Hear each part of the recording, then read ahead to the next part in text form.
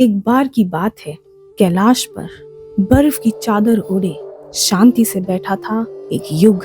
हर तरफ एक अद्भुत शांति थी।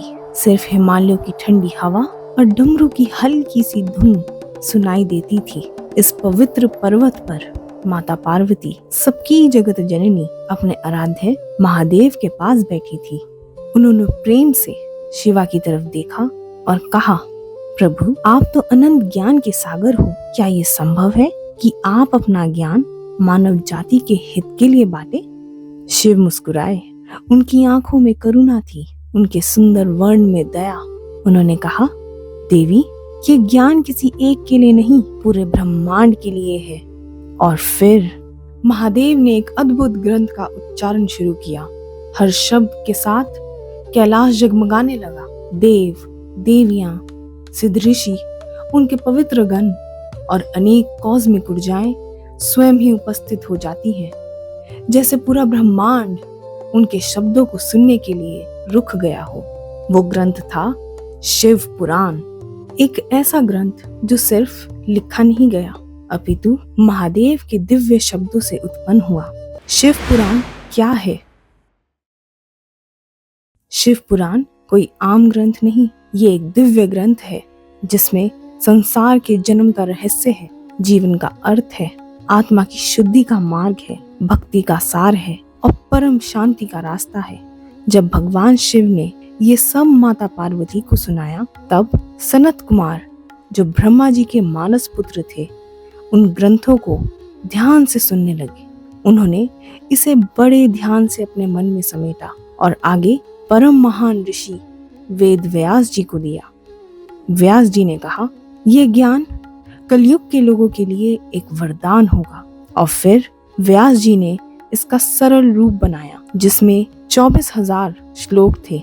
बाद में ऋषि सूता ने इसे नैमिषारण्य के वन में साधकों को सुनाया और ये कहानी जो कैलाश से शुरू हुई थी, आज हमारे दिल तक पहुंचती है। नैमिषारण्य के घने वन में साधक रात के अंधेरे में ध्यान लगाकर बैठे थे। उनके मुख्य ऋषि सौनका, जो कि एक महान ऋषि थे, उन्होंने सूता जी, जो कि ऋषि व्यास के शिष्य और सारे पुराणों के ज्ञाता, उनसे पूछा, कलयुग के लोग कैसे पवित्र बन सकते हैं? कैसे अपने मन को शांत कर सकते हैं? अपने जीवन को कैसे सुधार सकते हैं? सूता जी मुस्कुराए।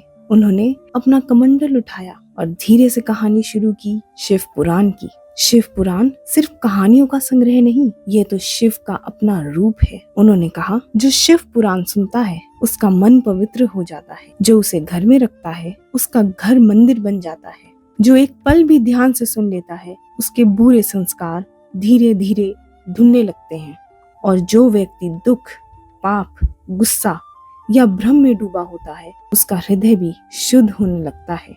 हजारों यज्ञों, तपस्याओं और व्रतों से भी महान है शिव पुराण। शिव उन लोगों का सहारा है जो टूटे हुए हैं, भटके हुए हैं और बदलने की इच्छा रखते हैं। शिव पाप को नहीं, पापी के दिल में छिपे हुए प्रकाश को देखते हैं। शिव पुराण सिर्फ पाप ही माफ नहीं करता, वो मन को बदल देता है, सोच को बदल देता है, जीवन को बदल देता है। जो सुनता है वो बदलता है। नैमिषारण्य के ऋषियों को ये समझ आ गया, पर अगले अध्याय में एक ऐसी कहानी जो सबसे ज्यादा चौंका देती है। एक पापी, एक अपराधी जो घिनौने कामों में डूबा था, जब उसके कान में शिव पुराण की एक धुन पहुंचती है तो उसके मृत्यु के बाद क्या होता है, ये कहानी हर लिसनर का दिल हिला देती है। अगले अध्याय में शिव के दूत और यमराज के दूतों की टक्कर और एक आत्मा का अद्भुत उद्धार।